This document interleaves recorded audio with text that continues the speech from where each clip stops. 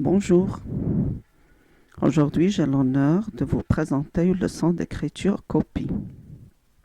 Objet V en minuscule et en majuscule.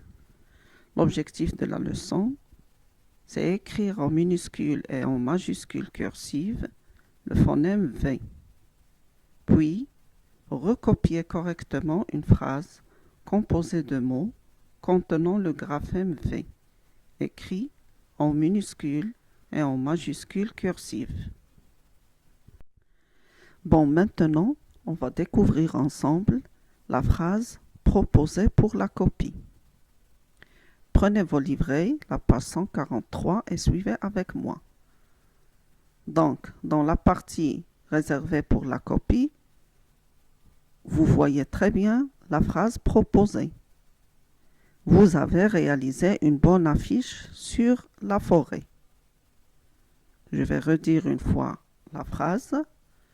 Vous avez réalisé une bonne affiche sur la forêt. Alors, regardez bien la phrase. On va découvrir maintenant les mots contenant le phonème V. Comme vous voyez, les mots contenant le phonème V sont vous, pronom personnel sujet, qui marque la deuxième personne du pluriel, et avez, le mot avez, le verbe avoir, conjugué au présent à la deuxième personne du pluriel. Alors, on va isoler ensemble le graphème en question, qui est le graphème V.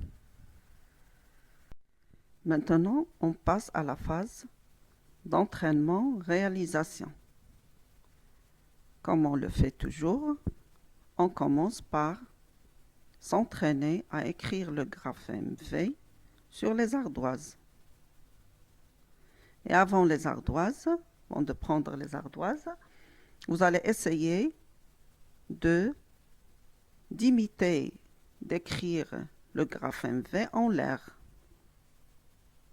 Puis vous passez à l'écriture du graphème en question sur les ardoises, en imitant le modèle proposé sur vos livrets.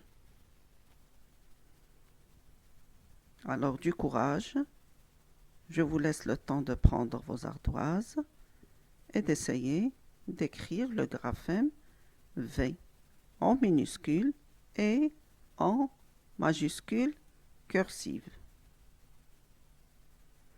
Après avoir fini cette phase, vous prenez vos livrets et toujours avec le crayon, vous allez écrire le graphème V en minuscule et en majuscule cursive sur la trame tracée, tout en respectant le nombre de lignes et d'interlignes.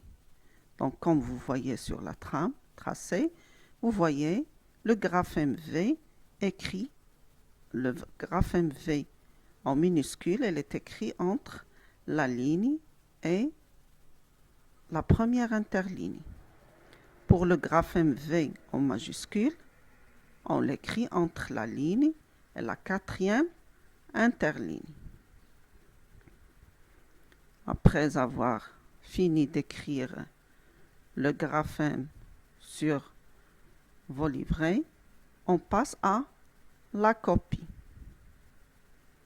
Je lis la phrase proposée pour la copie. Vous avez réalisé une affiche sur la forêt. Relire une deuxième fois la phrase proposée pour la copie.